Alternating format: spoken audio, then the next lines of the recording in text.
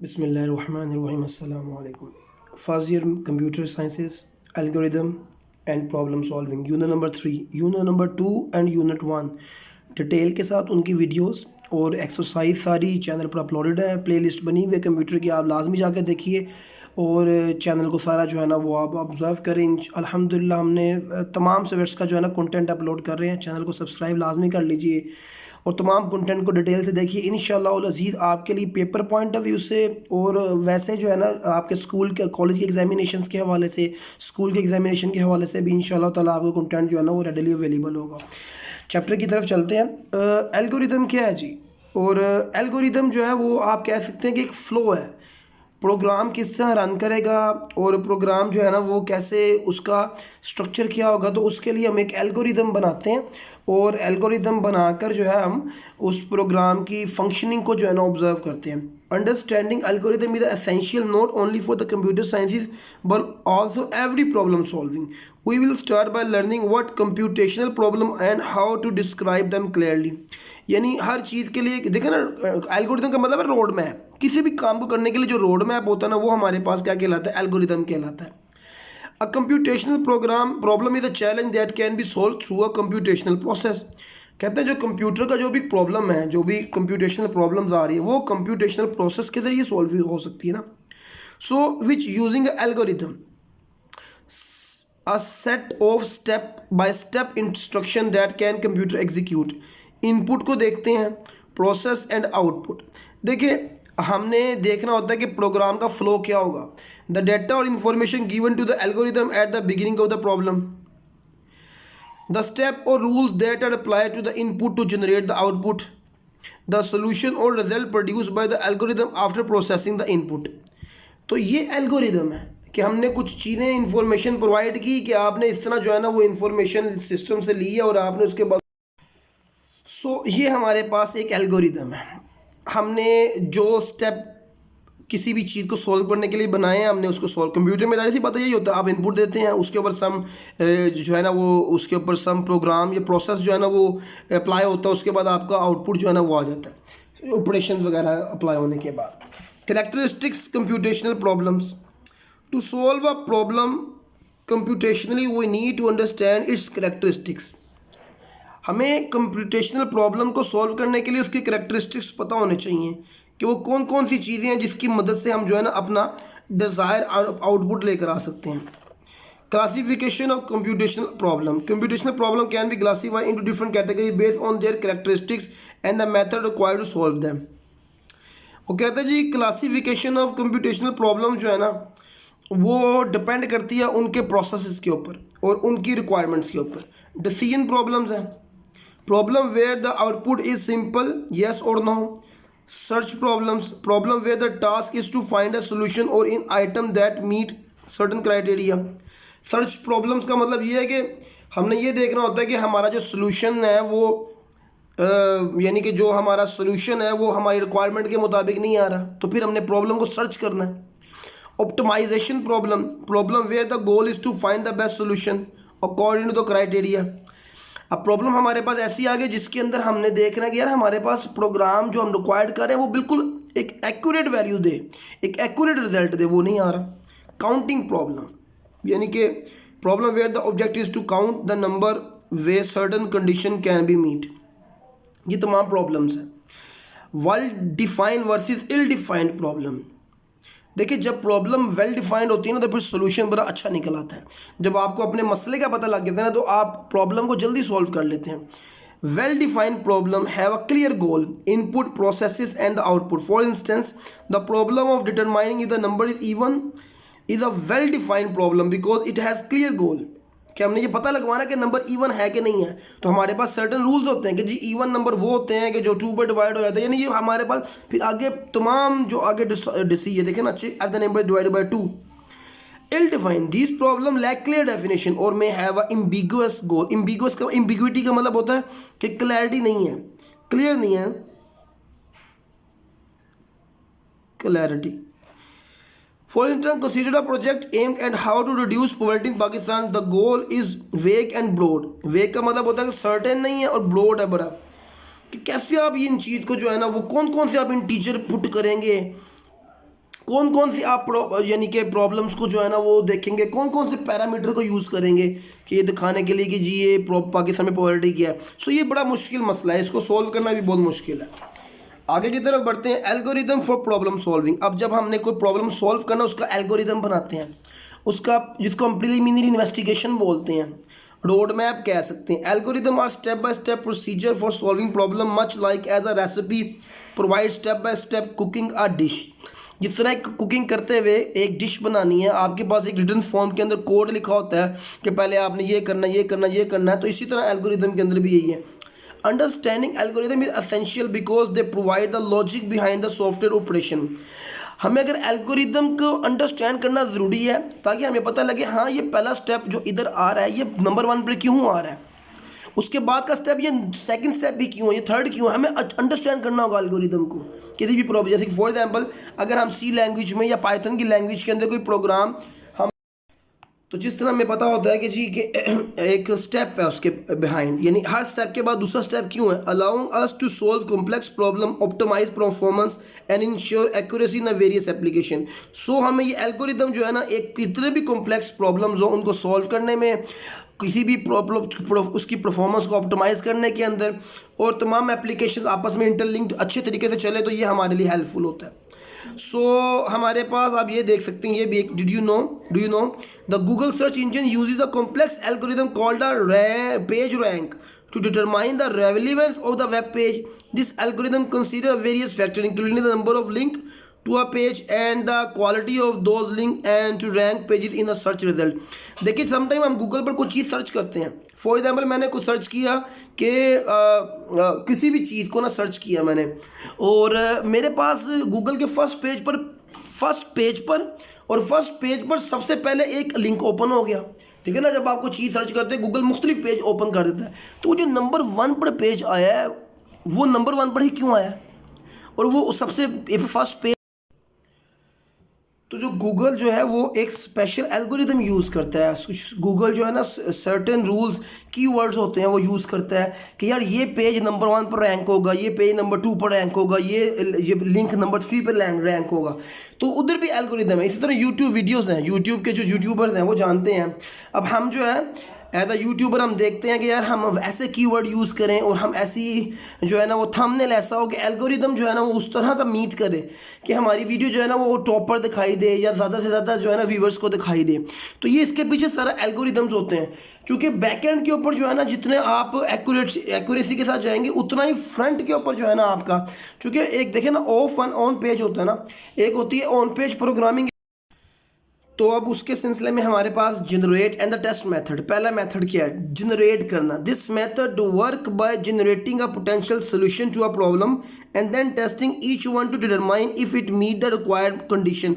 यानी हम सबसे पहले जनरेट करते हैं सोल्यूशन, उस सोल्यूशन को 1 बाय 1 चेक करते हैं कि कौन सा सोल्यूशन जो है ना वो हमारी रिक्वायरमेंट के मुताबिक आ रहा है। This process continue until a satisfactory solution is found and all possible solution have been exhausted. जैसे फॉर एग्जाम्पल आप एक जो है ना प्रॉब्लम, डिश का भी एग्जांपल ले सकते हैं। एक कुक है जो है ना वो डिश तैयार करता है और मुख्तलिफ रेसिपी यूज़ करता है, और एक रेसिपी उसकी बड़ी कमाल की बन जाती है, तो वो कहता है यार यही मेरा आगे से रोड मैप होगा। So the generate and test method is particularly useful in scenarios where the problem is small making it feasible to generate and test all. यानी जाहिर सी बात है आप इतने सॉल्यूशंस जो हैं वो बार बार तो नहीं बना सकते हैं। This is so no clear strategy to finding a solution. आपके पास क्लियर स्ट्रेटजी ना हो इसलिए आप बार बार नए से नए सोल्यूशन तैयार करना चाह रहे हैं। अच्छा, उसके बाद आ गया हमारे पास heuristics और rules can be applied to reduce the number of generated solution making the process more efficient। आप डिफरेंट रूल्स अप्लाई करते हैं ताकि आपका सोल्यूशन, ये आपने ना जो फ्लो चार्ट है इसको आपने लाजमी देखना है। जनरेटर है, उसके बाद टेस्टर है, उसके बाद जो है ना वो करेक्ट सोल्यूशन आ गया तो प्रोग्राम अगर टेस्ट कर रहे हैं तो बार बार जनरेट कर रहे हैं। देखिए आपने एक पॉसिबल सोल्यूशन तलाश किया, आपको अच्छा नहीं लगा तो आपने दोबारा जो है ना उसको इनकरेक्ट सोल्यूशन। सो ये हमारे पास जो है ना ये इसका फ्लो चार्ट आ गया, ये लाजमी आपने करना है फ्लो चार्ट, क्योंकि ये फ्लो चार्ट अमूमी तौर पे पेपर्स में आ जाते हैं कि इसके साथ फ्लो चार्ट भी बनाकर दिखाएं। So the generate and test method is often use in AI application such as the game playing and the problem solving where the solution space is large and the best approach is try to different. Possible and until one works, यानी AI भी जो है ना ये यही approaches use करती है ताकि आपको एक, हम देखें ना एआई आपको जो है ना वो आंसर डिफरेंट देती है और आप डिफरेंट आंसर जो है ना वो आपसे पूछती है कि आपको और आंसर चाहिए और आंसर चाहिए। देन जब आपके रिक्वायर्ड आंसर आया तो फिर आप उसको जो है ना और आप प्रॉम्प्ट जनरेट नहीं करते हैं, हम एक आधी प्रॉम्प्ट जनरेट करते हैं, हम बार बार जनरेट तब करते हैं जब हमें रिक्वायर्ड आंसर ना मिल रहा हो। सो ये एआई भी जो है ना इसी मेथड को यूज़ करता है। Problem solvability and the complexity, problem solvability and the complexity help us determine whether a problem can be solved using an algorithm, if so how efficiently it can be solved। अब हमें problem को solve करना है, जितना problem complex होगा उतना ही ज़्यादा algorithm आपको जो है ना वो कॉम्प्लेक्स बनाना पड़ेगा। In computer sciences problem are classified are solvable or unsolvable based on whether there exists an algorithm that can provide a solution। कुछ चीज़ें अनसॉल्वेबल हैं, यानी हम उनको सॉल्व कर ही नहीं सकते हैं, तो इसलिए जैसे हम फॉर एग्जांपल कोई कहे जी इन्फिनिटी पे क्या नंबर होगा, तो अनसॉल्वेबल है, हमें क्या पता इन्फिनिटी पे जाके कौन सा पैटर्न बनता है। So a problem is considered solvable if an algorithm can solve it within a finite amount of time. Finite का मतलब होता है एक स्पेसिफिक टाइम के अंदर, ये ना हो ना कि हमें प्रॉब्लम का टाइम ही ना पता होगा, हम उसको सॉल्व करते जाएं और हमें पता लगे कि ये तो अनसॉल्वेबल है। अब these problem have clearly defined input and output and there the step by step procedure and reach to the solution. जैसे हमने एक मैथमेटिक्स का क्वेश्चन सोल्व करना है, हमें पता होता है सर्टेन स्टेप्स है, उसके बाद हमारा रिक्वायर्ड आंसर आ जाएगा। Calculating the greatest common divisor for two integers is a solvable problem. The Euclidean algorithm provide a clear and a finite method. So ये हमारे पास एल्गोरिथम है, Euclidean algorithm provide a clear and a finite method to determine the GCD. Unsolvable problem कौन सी है? On the other hand a problem is unsolvable if no algorithm can be created that will provide a solution in all cases. These problem do not have a general procedure. The halting problem is a famous example of the unsolvable problem. It involves determining whether a given program will eventually halt or continue to run forever. Alan Turing provide that no general algorithm can solve the halting problem for all possible program input pair। वो कहते हैं कोई ऐसा programme है ही नहीं कि जो ये बता सके कि ये एक फिनिट नंबर के अंदर ये सॉल्व हो जाएगा।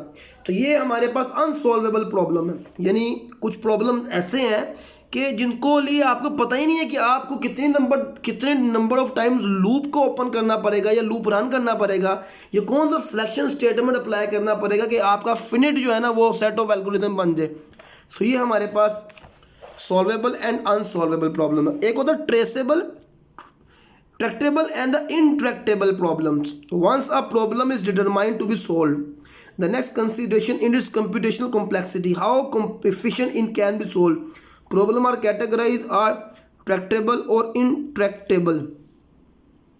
मतलब क्या है, आपको ये तो पता लग गया कि प्रॉब्लम सॉल्वेबल है, यानी इसके फिनाइट एल्गोरिदम्स होंगे, लेकिन अब आपने ये देखना कि जितने भी finite algorithm sets number of steps होंगे, सबसे एक्यूरेट कौन से वाला होगा। आपको कैसे पता लगेगा कि ये जो है ना टाइम के अंदर और ये रिक्वायरमेंट के अंदर जो है ना पूरा हो जाएगा। So tractable problems is considered if it can be solved in a polynomial time denoted as a p. It means that the time taken to solve the problem increases at a manageable rate relative to the size of the input. Tractable problem are considered are efficiently solvable। यानी आपको in advance पता हो कि हाँ इतने number of यानी इतना time लगेगा, इतने स्टेप्स इनपुट के इन्वॉल्व होंगे और प्रॉब्लम हमारा सॉल्व हो जाएगा।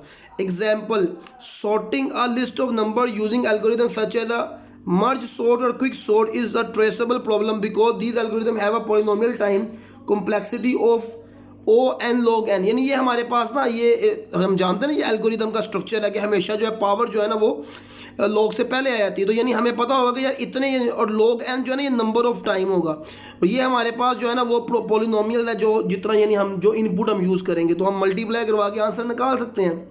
इनट्रैक्टेबल problems are those that required a super polynomials time to solve, often growing exponentially where the size, यानी कि ये पावर्स के जरिए होता है। हम पता है ना पावर, यानी पावर ले लो तो जी 4 का स्क्वायर 16 हो जाएगा, यानी कि ये स्क्वायर में इंक्रीज होता है टाइम। सो ये ज़रा थोड़ा अनमैनेजेबल है इसको सॉल्व करना ना, तो ये आगे हम एग्जांपल भी देख लेते हैं। ये देखिए, The traveling salesman problem, where the goal is to find the shortest possible route there, visit a set of cities and return to the origin, is an example of the unpredictable. यानी एक salesman को कहा जाए कि तुमने इतने शहरों में घूमना है और इतने टाइम के अंदर अंदर वापस आ जाना है, तो वो कोई भी नहीं बता सकता कि कितना टाइम लगेगा, क्योंकि मल्टीपल फैक्टर बीच में इन्वॉल्व हो जाएंगे. So complexity classes. Understand the complexity of problem involve classifying them into different categories based on their solvability and the time required to solve them. Class P कौन सी है? Polynomial class है. Class P refer to the category of the problem that can be solved efficiently by a computer. In simple terms, these are problems where a computer can find a solution quickly. यानी ये हमारे पास पता लग गया ये कौन से set इनको अरेंज करके रख दो. Class N P refer to the category of the problem if solution is given it can be check quickly by the computer. These are problem where verifying a propose solution it easy but finding the solution might be difficult and time consuming. वो कहते हैं ये class N P के अंदर क्या होता है कि आपको आंसर तो दिया हुआ है, बस आपने चेक ये करना होता है कि आंसर सही है कि गलत है. कंसीडर एक कॉमन कॉम्प्लेक्स ये सुडोकू है, पजल है. You will find 9 into 9 grid which number that can each row show and 3 into 3 subgrid contain all digit from 1 to 9 exactly once is shown. यानी यहाँ पर जो है ना वो मल्टीप्लिकेशन का सेट दिखाया गया कि देखिए अगर हम 9 को 9 से मल्टीप्लाई करें तो हमारे पास जो आंसर आएगा वो 3 into 3 के जितने भी आंसर होंगे ना वो उस सेट के अंदर मौजूद होगा. तो ये हमारे पास क्लास एन पी आ गई है. क्लास एन पी हार्ड, इसमें क्या होता है? NP hard problem are a class of the problem that are at least as difficult as the hardest problem in non-deterministic polynomial time. Solving a NP hard problem is a challenging and no efficient algorithm is known to finding a solution. A well-known example of is hard is traveling a salesman. वही वाला दोबारा वापस आ गया. NP complete problem for a special subset of the NP problem. यानी हमारे पास आ गया ना कि हम इसको देखते हैं कि जो एन पी रेफर्स करते हैं कि जिसके अंदर हमारे पास सॉल्यूशंस मौजूद होती है. They are both in N P and as hard as the hardest problem in N P. This mean that these problem are particularly challenging. If you can solve one N P complete problem efficiently you can solve all N P problem. यानी ये puzzles कह सकते हैं आप. A classic example of is a knapsack problem. knapsack problem क्या कहता है? You have a knapsack with a maximum weight capacity and set of item each with a weight and a value. The goal is to determine the most valuable combination of item to put in a knapsack without exceeding its weight capacity. यानी कि इसके अंदर जो है ना ये loop चलते हैं, देखें ना, ये इसके अंदर एक के अंदर दूसरा, दूसरे के अंदर तीसरा. सो ये हमारे पास ये सिंप्लिसिटी से जो है ना ये कॉम्प्लेक्सिटी की तरफ जो है ना वो ये जा रहा है. तो ये डिफरेंट सेट्स हैं हमारे पास. ये वेन डायग्राम दिखाई गई है शो करवाने के लिए कि क्लास पी और उससे ऊपर जो है ना उसकी जो कॉम्प्लेक्सिटी किस तरह इंक्रीज होती है. तो ये हमारे पास अभी तक जितने भी एल्गोरिथम के हवाले से ये इंपॉर्टेंट टॉपिक्स हैं. ये जो कि क्लासेस है ना ये आपने लाजमी लॉन्ग क्वेश्चन भी आ सकता है, इसको हमने लाजमी देखना है. आपने कुछ भी नहीं करना, जस्ट आप छोटी छोटी इसकी इंट्रोडक्शन पढ़ें और एक एग्जांपल्स को समझने के लिए याद कर लीजिए ताकि जो है ना आपके पास जो मेन स्ट्रक्चर आपका क्लियर हो जाए. और देन उसके बाद हम जो एनालिसिस हैं एल्गोरिथम के वो हम अब आपको नेक्स्ट वीडियो के अंदर इंशाल्लाह ताला करवाएंगे. उसके बाद ये 2 लेक्चर्स के अंदर ये हमारा चैप्टर भी ख़त्म हो जाएगा. और हमेशा की तरह जो मैं कह रहा हूँ कि आप लाजमी जो है ना सब्सक्राइब कर लीजिए चैनल को ताकि वीडियोस अवेलेबल नहीं और इंशाल्लाह ताला टाइमिंग के अंदर जो है ना हम अपना सिलेबस ख़त्म करें और फिर इसके बाद टेस्ट सेशन भी स्टार्ट होंगे. कोई अगर बच्चा जो है ना वो चाहता है कि वो पर्सनल है जो है वो क्लासेस देना चाहता है, ऑनलाइन क्लासेस की सहूलत अवेलेबल है, नंबर मैं मेंशन कर दूँगा. तो उसके अलावा कोई भी क्यूरी हो उसके लिए भी जो है आप रब्ता कर सकते हैं. नेक्स्ट वीडियो में मिलते हैं. अल्लाह हाफिज़.